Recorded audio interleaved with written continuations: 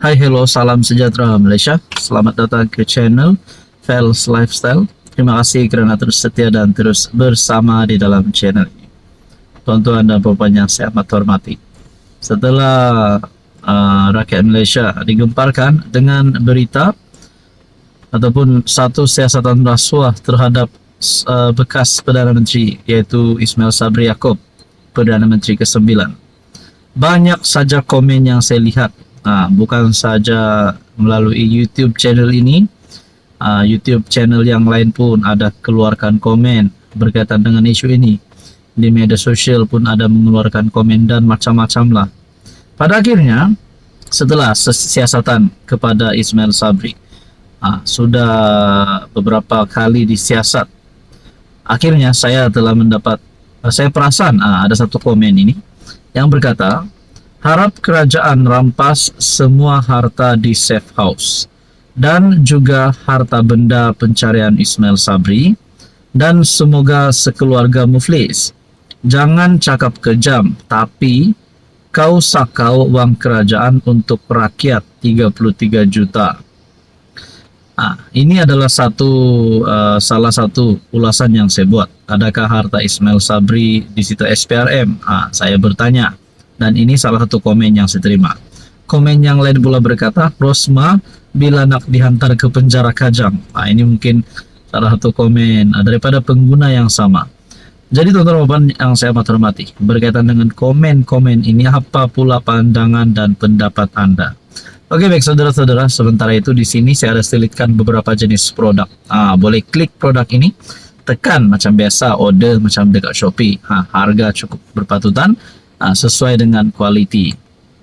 Berkaitan dengan komen ini, setelah Ismail Sabri disiasat, beberapa kali disiasat, setelah Ismail Sabri telah disiasat SPRM, beberapa kali disiasat SPRM, akhirnya pertanyaan kepada rakyat Malaysia, adakah Ismail Sabri sebenarnya bersalah ataupun beliau ini, kalau nak cakap beliau jadi saksi, tidak.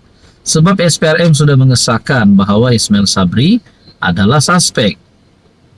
Seperti yang kita tahu, Ismail Sabri yang juga ahli Parlimen Beira disiasat berkaitan perbelanjaan dan perolehan dana untuk promosi serta publicity program Keluarga Malaysia semasa tempoh menjadi Perdana Menteri antara Ogos 2021 hingga November 2022. Manakala dengan itu saudara-saudara, bertarik 17 Mac, Ismail Sabri seperti yang kita tahu telah sambung untuk memberikan keterangan di SPRM.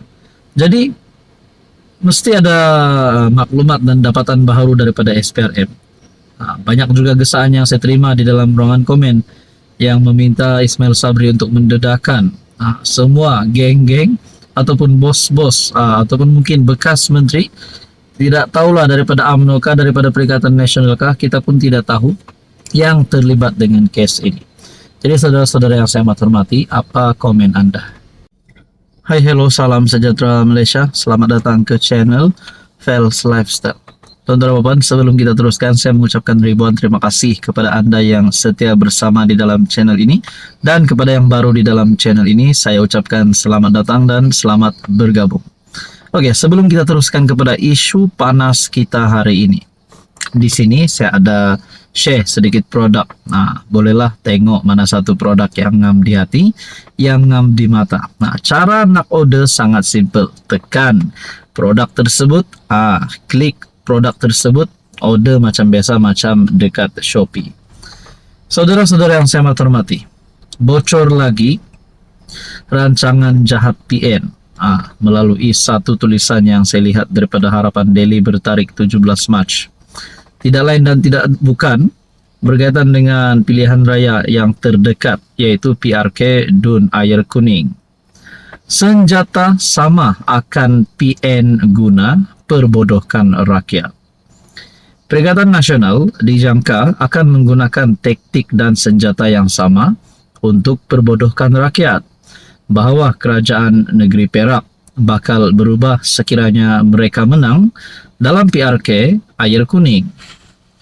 Naib Pengerusi Amanah Johor Dr. Zuhan Zain berkata, PN sepatutnya menggunakan peluang PRK bulan depan itu untuk menunjukkan kemampuan mereka memimpin, bukan hanya mengadakan dongeng mempersendakan rakyat.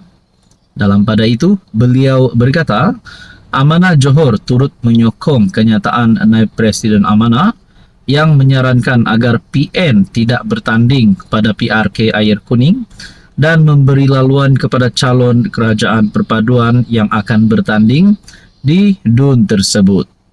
Selain itu, Amanah Johor ujarnya juga menolak kempen perkauman serta perpecahan dalam PRK Air Kuning kerana bertentangan dengan tuntutan keharmonian di negara ini.